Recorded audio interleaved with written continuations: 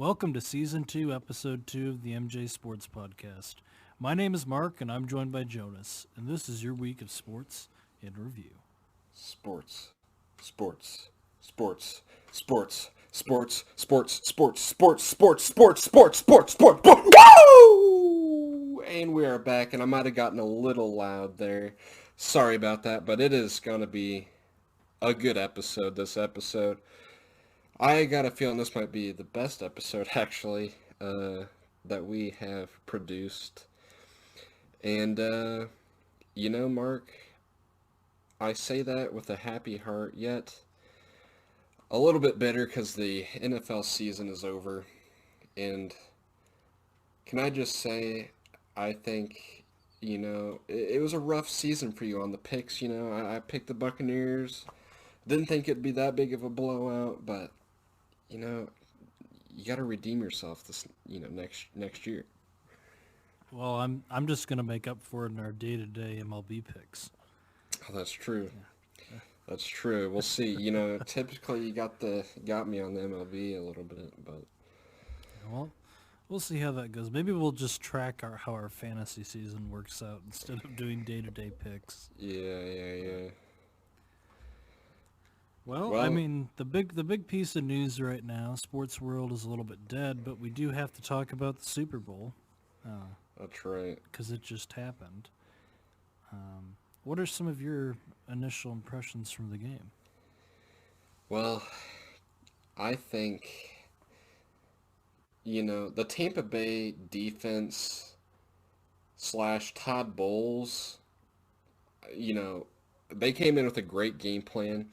Kind of my initial thought is it looks like this is one of the first times Andy Reid has just gotten out coached, and maybe just the entire Chiefs coaching staff as a whole just getting straight out coached.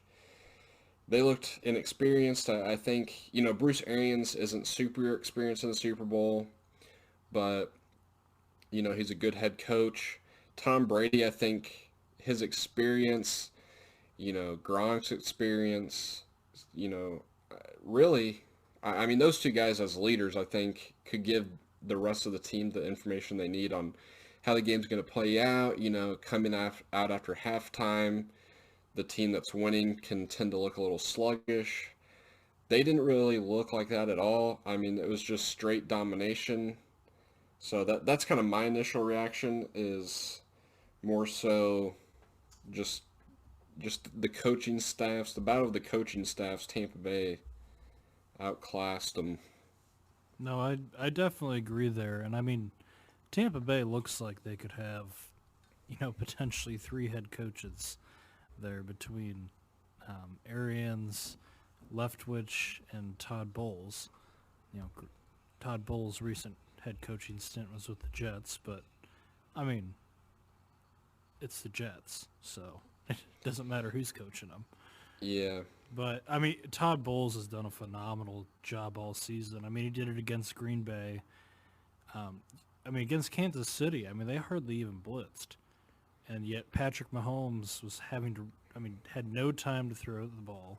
He was running all over the field. There was a stat that he ran like 497 yards, like basically trying to avoid sacks. Like, I mean, their defense just dominated, and that's what you've got to do against Kansas City. And I was thinking, okay, Kansas City's going into the half year. Andy Reid's, they're gonna revise their offensive game plan. They're gonna come out. They're gonna make this a game, and that just did not happen. well, and I think, obviously the tackles being out for Kansas City it's somewhat of a problem. But to me, as I was watching that game, about halfway through the second quarter, maybe the start of the third quarter, it looked to me like Mahomes almost, and this might be received badly, but he kind of almost turned into Baker Mayfield a little bit. It looked to me like he just started running out of the pocket almost immediately after he got the ball. And it kind of also reminded me that, as far as the coaching staff, making game plan changes mid-game, look like Harbaugh and the Ravens last year against the Titans, they just ditched the run completely, which just does not work, no matter, what you think. You just can't pass the ball every single down and expect to do anything. So, yeah, I mean, that's kind of my initial reaction. I mean, the other thing is all four of the touchdowns scored were by uh, players that were not on the Buccaneers last year, which was kind of funny, I thought. Yeah, no, I mean it was. Yeah, I did think that was kind of funny too. Seeing Gronk get in there was kind of funny, um, as well. It was. I mean, the thing is with Kansas City too. I mean, even though they won it last year, that's still a very inexperienced team when it comes to playoffs and the postseason. I know they've won one Super Bowl, but a lot of that team is still relatively young, and they do have some positions they need to address when it comes to depth. Um, obviously with the tackles being out, would have helped if they would have had a little more depth on their O line. You know, I'm sure that's probably something they're going to try to address through the draft. Yeah. You can never have too many O linemen. I know you can say that, and I can say that. I know it started reminding me of one fellow by the name of Chaz Green. Oh, oh, just slowest offensive Literally, lineman just could not get off the line. literally terrible. Gave up 7 sacks against the Falcons like 3 years ago. If you didn't know, he played for the Cowboys. We cut him immediately after that game. Yeah, it was abysmal. But I mean, Tampa Bay. I mean, looks prime, and now that they've gone through the growing pains and everything, of getting through that first season. I mean, next season, you got to think they could probably do it again, or at least make another solid run with the way this roster is constructed. Yeah, here's, I think you would think that, right? But personally, like this whole Super Bowl run to me was just like out of a storybook. It seemed more magical. Like when the Lakers won this past year, it was kind of like it kind of was, storybook with, the passing of Kobe and LeBron takes over, they win pretty easily. But to me, like the Lakers, I feel like could still win again. LeBron's a little bit younger. To me, just Tom Brady got. I don't want to bring the refs into this too much because I don't think the refs won them the game by any means. But it just kind of seemed like every little ticky-tack call kind of went to them. The Green Bay kind of ticky-tack hold. You got to play 7-9 Washington in the first round. You lost to the Saints, got destroyed by the Saints twice. Then the third time you play in the playoffs, Drew Brees throws 4 interceptions. Jared Cook fumbles. It kind of, to me, it just seemed like everything lined up right to where by the time we headed into the playoffs, I was thinking, I don't think anyone's going to beat the Buccaneers just because it just feels like they should win. Versus now, I feel like Tom Brady almost should just retire and go out with 7 Super Bowls. He's ahead of Belichick, probably forever ahead of Belichick, unless Belichick can somehow win again, which I don't see happening unless they get Trevor Lawrence or something. But I don't know. To me, I'm interested to. I mean, you said you think they can win again, but to me, it just seems like the magic of this roster. It just feels like it's kind of expired. It's ran its course. Well, let me correct that. I wasn't meaning, I think they will win the Super Bowl again. I just mean I think they're going into next season with a good chance to put themselves in the position to make another Super Bowl run. Yeah, I get what you're saying. I I, get what you're saying. I, yeah. I mean, like you said, they had a lot of pieces that fell into place, and teams adapt over the off season. That's why it's so hard, to repeat.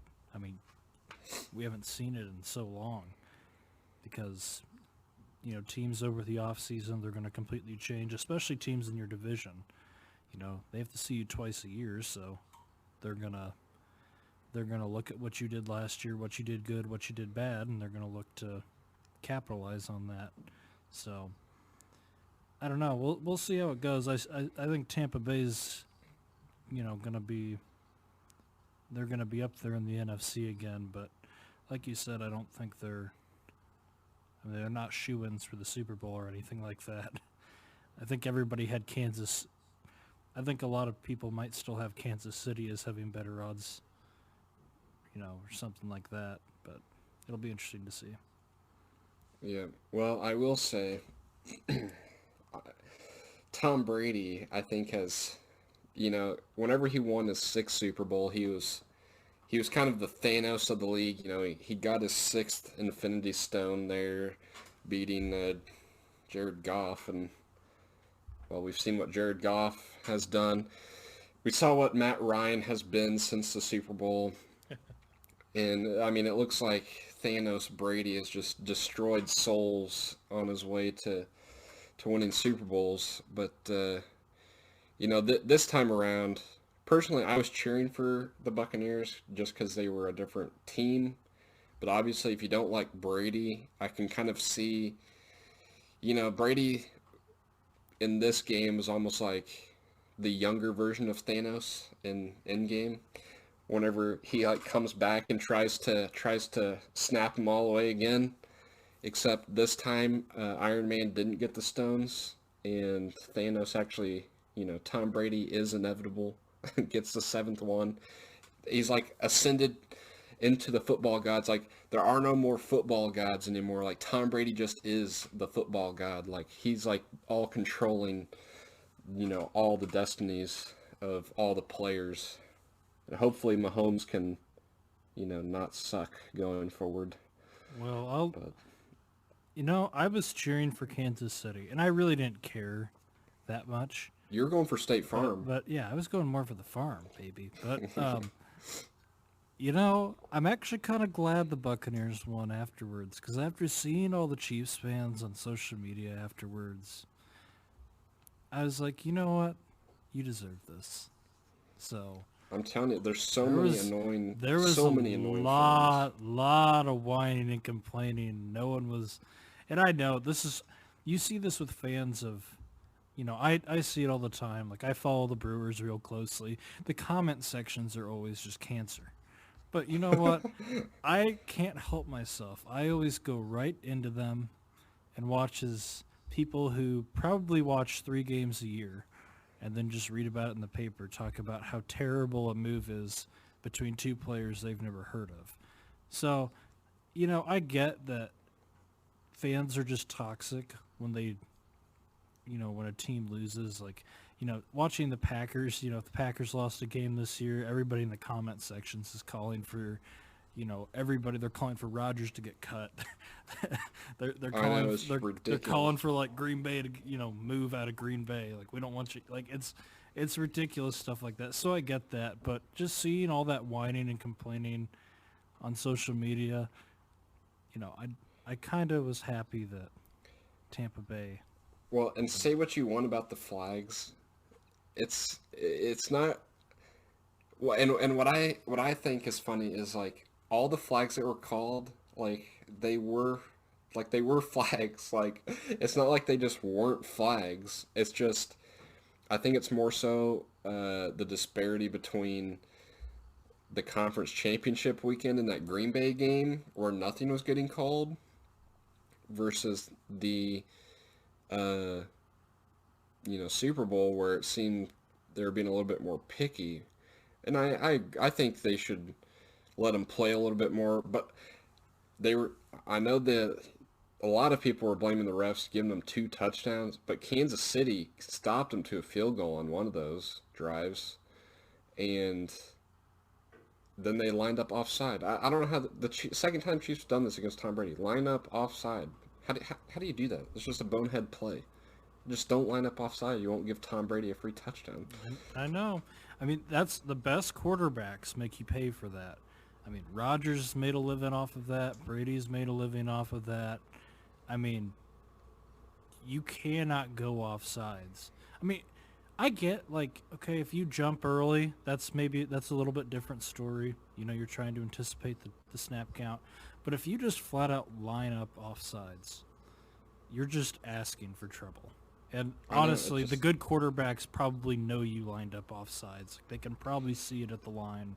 well, what's funny is like that was on a field goal. He lined up offside.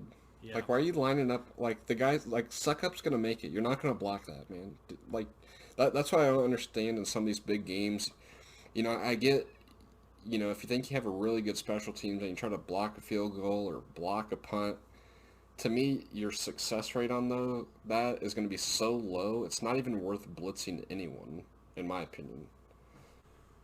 Yeah. But Well, and I mean, you know, a lot of times you see those offsides on field goals on the guys on the outer sides.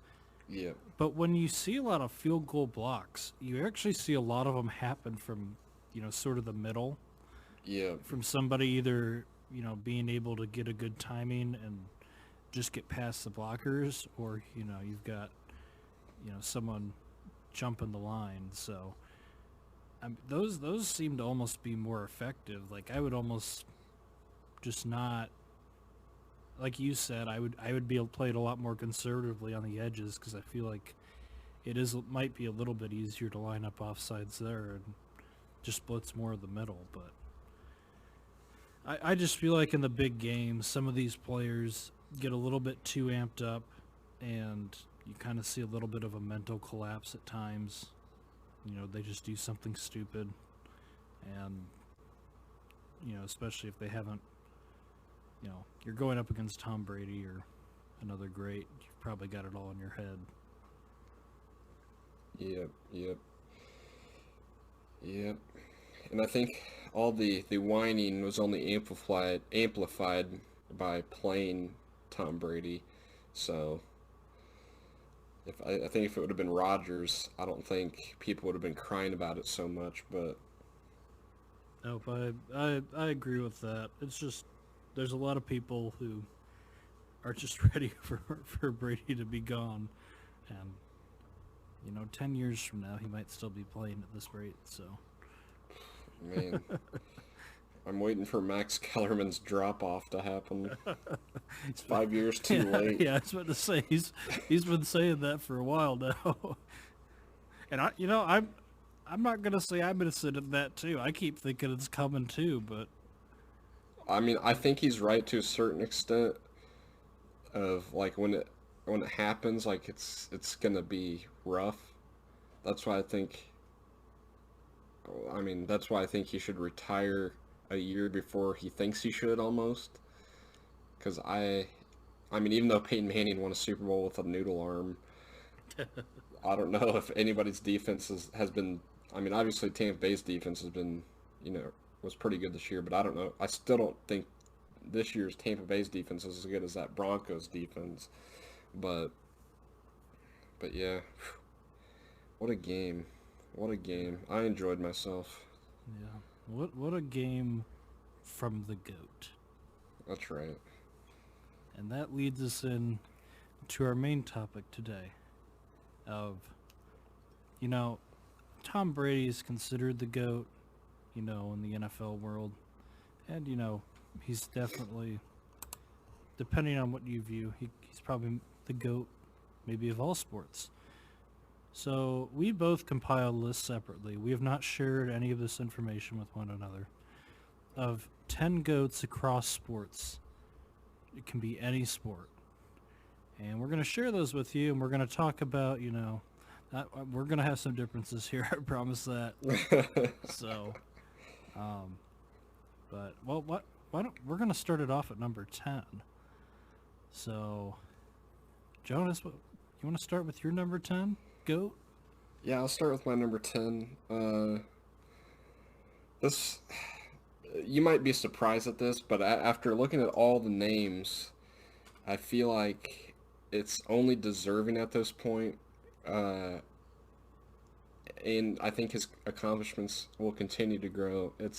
I didn't want to do this. It's LeBron. I put LeBron at number 10. I tried my darndest to keep him out of the top 10, but I think he's, yeah, I don't know. I think he's just a tad bit better. His stats are better. I'll go ahead and give you a few stats. I mean, currently he's played 1,290 games. He's averaging 27 points a game and 7.4 rebounds and assists per game. Uh, and the rebounds and assists are higher than both MJ and Kobe if we're comparing across the NBA. He's got 16 All-NBA teams, 6 All-Defensive teams, 3 All-Star MVPs, 4 Final MVPs, 16 All-Star game appearances, a scoring and an assist title. The only downside, and I think this, you hear this from everybody, 4 and 6 in the NBA. But I mean, I think it's an achievement like we were just talking about to really even just get to the NBA Finals. I think. Granted, I think he's had a couple easy runs in the East. I think put him in the East now, with Giannis being a little bit more mature. If he was in there a couple years ago and Kawhi was on Toronto, I don't think he necessarily gets there. So maybe a few easy pass through the East, but then he ended up having to play Golden State, which is just might be the best team in the last 20 years. But yeah, I'm gonna go with LeBron. Obviously, if he was like 6-0 like Michael Jordan, I think it would be a lot harder to tell between him and Jordan and maybe some of these other greats that we'll name off. But the 6 losses to me is like a lack of clutch factor, and especially in the title against the NBA Finals against the Dallas Mavericks. I don't see how you could have him any higher than 10, honestly, no matter how he gets, because pretty much everyone else that we're going to talk about, I figure, is probably retired or super old or dead. But yeah, the lack of clutch and the loss to the Mavs that year, that's mostly why I have him at 10. But I'll be interested to see if he shows up on your list anywhere, but... Oh, I'm just going to tell you right now, he doesn't. That's fair, because I think I could have... There's about 5 guys, and I think we'll do honorable mentions at the end of our list. I think there's really about 5 or 6 guys I could have put ahead of LeBron if I really wanted to, but I don't know. Somebody's got to take the haters off our back, Mark. Well, and LeBron was going to be an honorable mention for me, but... I got you. I was trying to keep it... I was trying not to have more than one player per sport if I didn't have to. And obviously I've got another NBA player on my list, but we're a little ways away from that. Right. My number 10 player, and I'm going to butcher his name. So I'm sorry if you're a big fan of this guy. I don't know if people who are fans of this sport wear jerseys or what, but he comes in at 6'4", 333 pounds. Oh boy. And his name is Hakuho Sho. Hakuho Sho. And he is a sumo wrestler. Oh, baby. No. I did not dive into the depths of the sumo world. Well, and this guy has just been dominant. And according to Wikipedia, it looks like he's still going.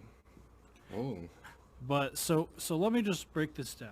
So he's got the most career championships. So he's got 44 total.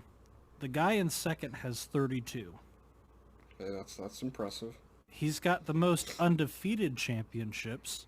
He's got 15. The guy in second has 8. And basically, from what I can read, tournaments are held consistently over a 15-day period. And so I'm assuming you have multiple matches throughout that tournament until you get up. And so those are undefeated tournaments that he's had. He is tied for first for most consecutive championships, and he's actually tied for second as well. He's tied for first with 7, and he's tied for second with 6. So, he knows how to string them off. And then he is first in most championship playoffs with a 6-4 record. The guy in second is 5-5. Now, this is GOAT status, if you ask me. I mean, he's top of his class in a lot of these. Now, granted, I am not a sumo connoisseur by any means, but I was trying to get some unique characters on this list, and I mean, if you look, I mean, the fact that he has 12 more career championships than the guy in second, and that record was set in 1971, I think that's pretty impressive. I'd agree. So he comes in at number 10 on my GOAT list. That's maybe I should have delved into the slapping championships of the world, Oh, something like man. that. But yeah, well, definitely an interesting pick. I would be intrigued to see the rest of these guys try sumo wrestling against him, and see how that ended up. Well, looking at who else I have on my list, I think all of them are at least 100 pounds under him. So that 333 might be a bit generous. Who knows? But Well, I'll go ahead and do my number 9, and I think this one might be controversial in some people's eyes. Uh, but my number 9 is going to be Floyd Mayweather. And, he's 50-0. That's like, to me, undefeated, especially in a sport where it's all reliant on you, is impressive. The consistency to never lose, to never get hot-headed, maybe ditch your strategy. And actually, a statistic that might be a little bit, you might think he doesn't have this many, but he actually has 27 knockouts, which was actually a little bit more than I thought. I thought maybe about 20, with his style of play of kind of just dodging, getting his hits in where he can. And I'll tell you right now, Mark, that I put him above Muhammad Ali. Muhammad Ali would be one of my honorable mentions. And, I didn't really do too much delving in stats, like how many hits you have or dodges or whatever. I don't know how those exactly would be compiled or anything. But Muhammad Ali was 56-5 with 37 knockouts. So 10 more knockouts, which is impressive. But to me, that kind of just is like, I think we were talking a little bit about this before, different eras of fighting. Personally, I just tend to like to go with consistency a little bit more. The 50-0, sticking to a strategy. That's why I have number, even though I think he can read, maybe he can read number 9. Jonas, you cut out there for a little bit here. Oh, Your audio is really bad. can you hear me? Oh, can you hear me? I can hear you. Why don't you repeat that about those last 30 seconds? All right, so basically, did you hear the part about Muhammad Ali, his stats? Yeah, I heard about that.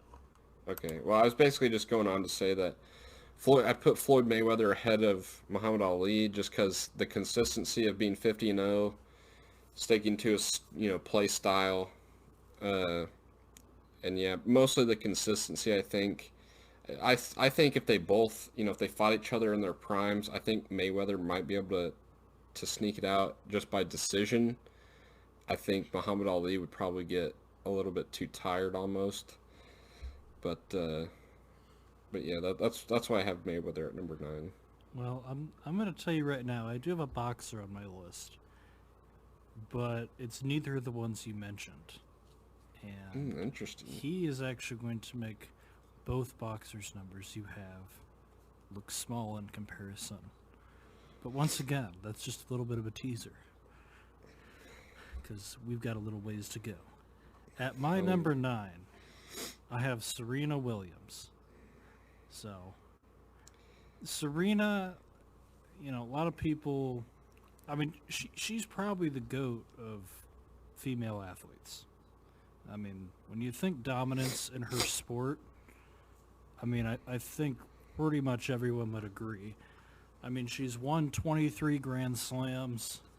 Um, she's got 5 Tour Championships. She's got a Grand Slam.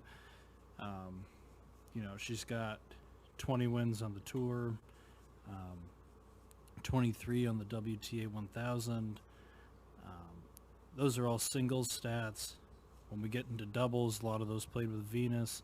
She's got 14 Grand Slams, 3 Summer Olympics, and then another 6 wins on top of that. And then in mixed doubles, she's got another 2 Grand Slams. So obviously, and she won a Grand Slam when she was pregnant too at one point. So, I mean, obviously she dominates women's tennis. She's the face of it. You think women's tennis, you think Serena. So she comes in at number 9 for me. yeah, I'll say she's in my honorable mentions. So, just mostly because I don't think the competition is quite as stiff in women's tennis. But yeah, honorable mention there. I'm glad you put her in your list. Yeah. So you went ahead and you went first on the first 2. So I'm gonna give my number 8 before you do. And this one's for all of those soccer fans out there. I'm sure if you're one of our many MLS fans, you probably know this name too. And it's Pele. Now, I know Pele because I did a book report on Pele probably in 6th grade. And I remember learning a lot of stuff and that he was a really good player. I don't remember much of that now. But looking at his career stats, when he played for Brazil, Santos was the team, I believe. He played 666 games for them and scored 646 goals during that time, which is pretty close to a goal a game, which seems very impressive. And then he played in the U.S. for the New York Cosmos for a few years, and during that time he played an additional 64 games and scored 37 goals. So clearly, Pele was a scoring machine. And when you look up, famous soccer players, I was going through some lists because soccer's not my expert field. If you haven't figured that out.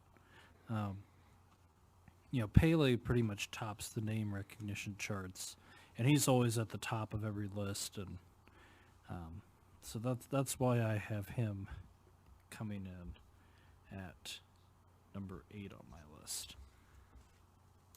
Well, I will just tell you right now, the only person that I would even think of when it comes to soccer would be Cristiano Ronaldo, and I didn't even bother looking up his stats because I knew I wasn't going to put him in the top 10 anyway. But look at you go, Mark, representing women's tennis and soccer. Something that I chose not to do.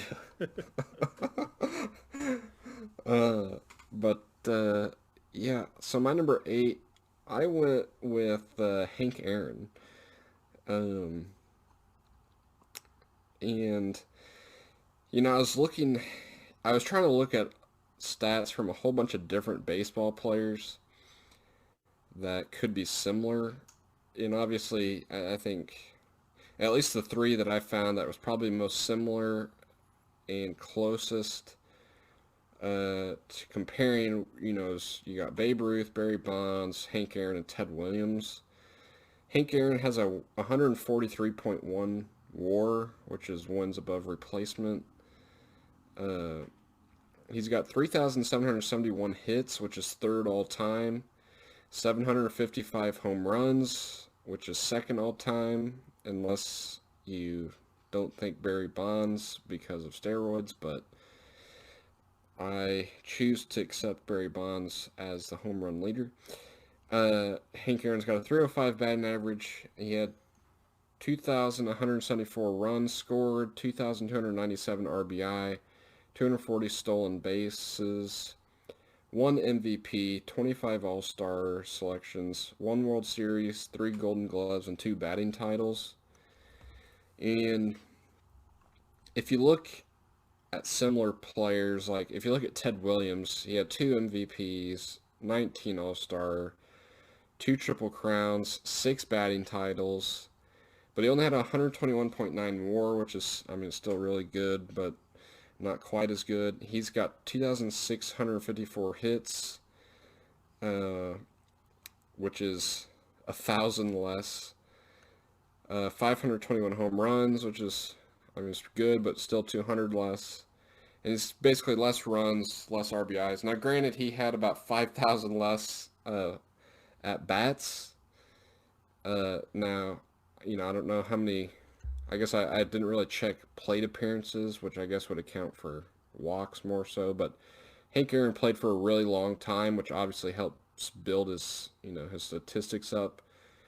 But I think in terms of GOAT talk, the longer you play, the more stats you get, and the, you know, as long as you stay consistent across all of your years, I think you kind of just have to toss that out the window to a certain extent, I think. And I mean, still, maintaining the 305 batting average over 12,000 at bats is pretty impressive, I think. It seems, especially nowadays, whenever everyone's just hitting home runs and striking out. And then obviously, I mean, Barry Bonds had a 162.8 WAR. Like that hits, obviously, most home runs, 298 batting average. Except he had 7 MVPs, which I mean, you know, that's considerably more. But and then Babe Ruth, I'm sure we'll probably get to later on one of these lists. But yeah, that's why I have Hank Aaron at number 8. I think he's just, I mean, to be able to play a sport for, I think it was like 27 years, or maybe it was 22, but to play a sport for that incredibly long, I mean, you don't really take it away from Tom Brady or Drew Brees nowadays, you know, for playing so long and compiling stats. So I don't see any reason to take it away from Hank Aaron.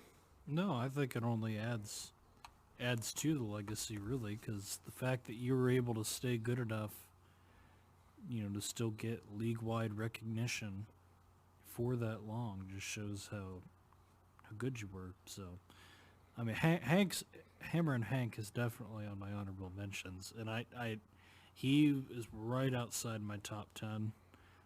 You know, like I said, I was trying to keep it at about one per sport, and I had to put Babe Ruth ahead of him, but Yeah, and that's understandable. I can't dispute that pick. I mean, he was incredible. So, well, I guess I can go here on number 7 as well, and then we'll let you go back to picking first. Um, you know, I'm a pretty big deal when it comes to golf. Jonas can tell you that. Yes, that's right. The putter only The strategy. putter only strat really works for me. So I have a golfer on here, and you know, this was a really hard pick for me.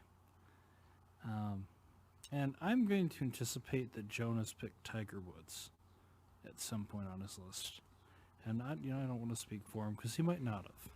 You picked Jack Nicklaus, is what I'm assuming. I did, and honestly, their stats are eerily similar. This, yeah, I'll say this was incredibly, and I'll just go ahead, I'll let you finish your stats here in a second, but I'll go ahead. I actually put Tiger Woods at number 7. So we both had golf at number 7, and yeah, And I mean, just looking at Jack Nicklaus, he has 18 professional majors, two U.S. amateurs, 3 player titles. He's got 73 PGA Tour victories, 10 Champions Tours trophies, and 115 worldwide victories in all. I know Tiger's like 3 behind him, I think, on the PGA Yeah, Tour victories. He's got 15 majors, so he's 3 behind on the majors, but he's got That's what it 82 is. PGA Tour wins, which is actually ahead of. Yeah, I, it's it that they're. I don't think you can go wrong personally picking either one, but I'm I just decided to go with Nicholas. Yeah, and I think yeah, this was hard for me too because initially it was like, well, Tiger Woods easily, but I honestly, before I really started digging into the stats, was thinking Tiger Woods might actually be higher on this list because I appreciate the fact that you know whenever you don't have to rely on anyone else and it's just you accounting for everything, to be able to be that consistent is really impressive. But the 3 less majors kind of made me question it a little bit, kind of dropping him a little bit further down on this list. But I think a couple of things that made me pick him over Nicholas was, I mean, he's got the lowest career scoring average per round of all time, and I think I saw it was like 61, like a 61 average, I think is what it was, which is just like ridiculous. Considering I think most of them are like 68 to 70 pars. Hopefully I read that right. But and then he won all 4 majors in a row, which is really impressive. Especially when you think about, I guess the closest you could compare would be like tennis, and I don't think anyone's won all 4 majors in the same year in men's tennis. Obviously, Serena has done it, uh, which is incredibly impressive for her. But yeah, in golf's a hard sport to evaluate because you're not directly playing somebody else, which is kind of why I also put him at number 7. You're kind of just playing against yourself in a way. Yep. Nope. So I agree there, but we both had golf at number 7, so. yeah, I don't think there'll be any more golfers showing up on this list. Sorry. Well, I'll let you kick off number 6 then. Well, speaking of incredibly talented single-player sports, number 6 is going to be Roger Federer. And if you asked me a year ago, 2 years ago maybe, Roger Federer might be number 1 on this list. But the fact that Rafael Nadal, which is, he's going to be on my honorable mention list, I'll say that right now. The fact that Nadal was able to tie Federer with 20 kind of made me drop Federer down a little bit. 20 Grand Slams, that is, which is, that's tied for a record most overall. But Federer, the reason I picked Federer above Nadal and the likes of Djokovic, he's got, well, first of all, he's 20 and 11 in Grand Slams versus Rafa's 20 and 8. But Federer does have a gold medal. He's 103 and 54 in ATP matches. He spent 310 weeks as ATP number 1 overall, which is the record. And actually, Djokovic will probably break it here in actually literally 1 month because Djokovic is at 307. And Djokovic is also an honorable mention for me. But and Federer's third all time with a little over 11,000 aces. And you don't really think of Federer as somebody who aces a lot. You usually think of, heavy hitting guys, maybe like John Isner, somebody like that. And then just to throw in Djokovic's stats for comparison, granted Djokovic is a little bit younger than both Nadal and Federer, and Nadal is younger than Federer as well. So by the end, Nadal might surpass Federer in legacy, but Djokovic 17 and 10 in Grand Slams, 81-35 in ATP matches. which is impressive. And Djokovic might end up surpassing both these guys. Uh, and to me, he kind of looks the most consistent. Granted, age in tennis can really. And one reason I had Nadal not in the top 10 is because he's so reliant on the French Open, which is played on a clay surface. And he's won 13 French Opens. So my thought is he's not really a great grass player. He hasn't won too many Wimbledons. I mean, he's only won combined 7 Wimbledon, U.S. Open, Australian Open, which is played on grass and hard court. So to me, you throw out the French Open, he's still great, but like he really wouldn't be, he'd be top 5 overall, but I don't think you can make a case for number 1 if he didn't have the French Open. So that's why I kind of left Nadal off. And obviously, I don't think Djokovic has quite played long enough to make an argument yet, but yeah, Federer, I think an overall recognition might be one of the most recognizable faces in all of sports, which definitely helps. So, Well, I'll tell you what, Federer is actually my number 5. So, but at number 6, we're gonna get into my boxing pick. And so, I want you to remember those numbers that you said earlier, Jonas, between oh, I still got him. I Floyd still got Mayweather. him. I'm prepared to argue on this. How are you going to argue that someone with a professional record of 128, 1 and 2 with 84 knockouts? Well, where'd you even find this guy? This is Sugar Ray Robinson. Oh my god. Fair point. Fair point. So he boxed between 1940 and 1965, and he was a welterweight. So he's in a lower weight class. But the fact that he went 128 and 1, and he had a 91 fight unbeaten streak is pretty impressive, if you ask me. And the fact that 84 of those 128 were knockouts. I was probably gonna pick Muhammad Ali, and Joe Louis was also up there, but I I saw Sugar Ray Robinson, and I've just got to give it to him. Yeah, my only question is, I wonder like the level of competition he faced. You know, like I wonder if he faced a whole bunch of guys that like might not have been, and obviously I don't really know the state of boxing in the 1940s, how advertised they were or anything, but it seems like, and I can't argue that record, obviously. I mean, it's an incredible record. The only thing I can say is he's not undefeated. But, but And you have to remember he's a welterweight, so yeah. So yeah, it's probably not as exciting of a fight. Seeing some bigger boxers go at it, you see some bigger hits, some bigger knockouts usually. But I mean, I can't argue that pick at all.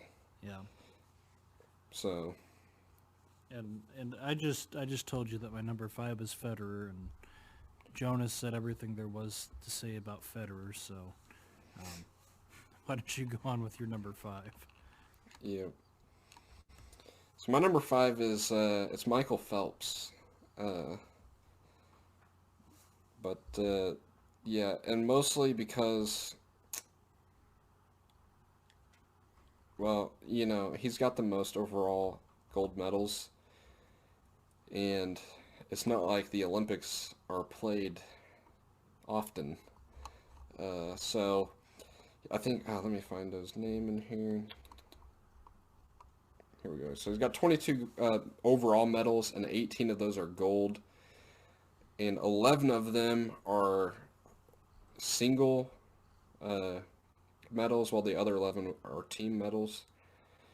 And that's, I mean, really, I don't think there's going to be anyone that even comes close to having this many medals in the Olympics.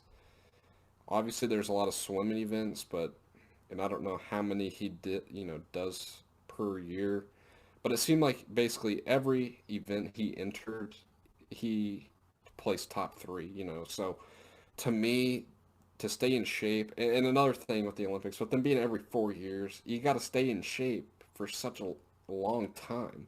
Like you can't really just spurt off a few good year, 3, 4 good years and gather up, this kind of accomplishments. And I don't know what other swimming competitions he does outside of the Olympics, but to me, to be able to stay in that incredible shape and be that consistent, like I said before with Mayweather, I'm really valuing consistency here on my list. So that's why I put him at number 5. Well, I guess I'm not going to do any talking on my number 4 either, 'cause I had Michael Phelps as my number 4. I mean, I don't know So, if you have anything else, any other stats or anything. no, you probably pulled him from the same spot I did. So I, Yeah. I don't have anything else to add. I mean, and honestly, Phelps could probably have more. He Yeah, I don't know if he's gonna compete if they still have the Olympics this year. I'll be interested to see if he competes one last time. I don't know if he could win anymore, but yeah, but yeah. well, just to avoid me talking a lot again, why don't you go first? Well, he was my number 4. Oh, jeez. So, Well, and and I didn't I talk to can but guarantee that my number 4 is on your list. well, who's your I'll number just say 4 my and number maybe I'll 4, talk and I'll about let it. you talk about him because this is probably your guy right here. My number 4 is Michael Jordan. So, I actually had Michael Jordan at my number 2. So, the thing with Jordan, I didn't grow up watching Jordan. I wasn't quite born yet. I mean, I was really young, but my dad watched Jordan, and he always told me about how great Jordan was. And obviously, you hear, about how phenomenal he was. Um, looking at his career numbers, he played in 1,072 games. He averaged 30.1 points a game, 5.3 assists. He shot 49.7%, 32.7 from three, 83.5 from free throw. If you look at some of his hardware, he was a 14-time All-Star.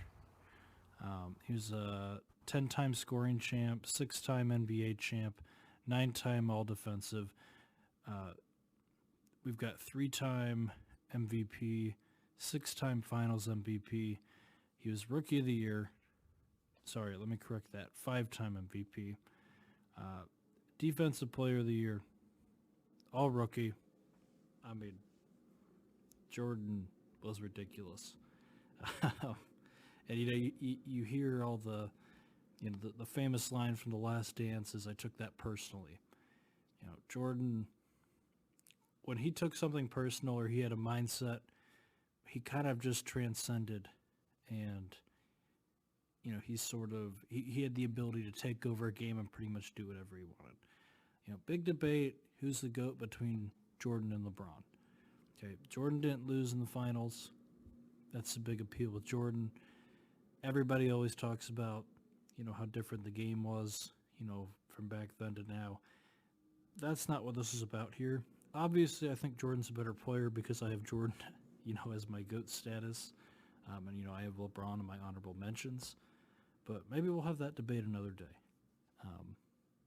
But that's kind of where I'm at with Jordan. Yeah, so those are the reasons, I picked Jordan. Do you have anything else to add on that, Jonas? I think everybody.